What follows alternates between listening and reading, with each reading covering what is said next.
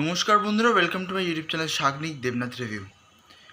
সিতারে জমিন পর ট্রেলারটা কিন্তু জাস্ট কয়েক মিনিট হলো রিলিজ করে গেছে ইউটিউবে। আমি টিভিতে মিস করে গেছি। আমি ভেবেছিলাম 8টা 20 পর্যন্ত ওয়েট করবে, কিন্তু না, টিভিতে দেখানোর পরে পরেই কিন্তু সঙ্গে সঙ্গে ইউটিউবে রিলিজ করা হয়ে গেছে। এক কথায় দারুণ। মানে এরকম আমির খান, এই লেভেলের আমির খান কি আমরা চাইছিলাম।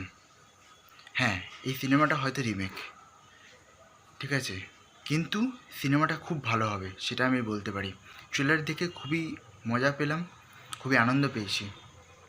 একটা কোচ, বাস্কেটবল কোচ, সে কিন্তু মানে উল্টোপাল্টা হরকতে করে, ঠিক আছে, অ্যালকোহল ড্রিঙ্ক করে, তারপরে অনেক কিছু করে।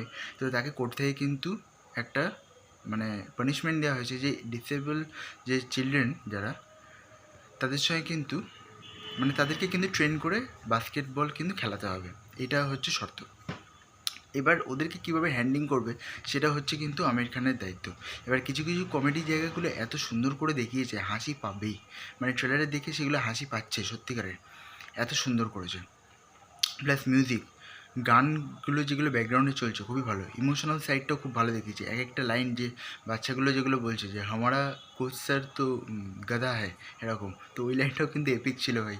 যে যাই বলো, ট্রেলার ওয়াইজ দারুণ কাট করেছে, এডিটিং খুব ভালো, মিউজিক খুব ভালো, সবাইকে দারুণ দেখতে লাগছে। আমির খানকে মনে হচ্ছে অনেক কম বয়স, এটাই হওয়া উচিত, বেশি বয়স হয়নি। জেনেলিয়াকে খুব ভালো লাগছে আমির খানের সঙ্গে। তো আজকের মতো এই পর্যন্ত, আবার দেখা হবে পরবর্তীতে। তো ভালো থাকুন, সুস্থ থাকুন, থ্যাংক ইউ।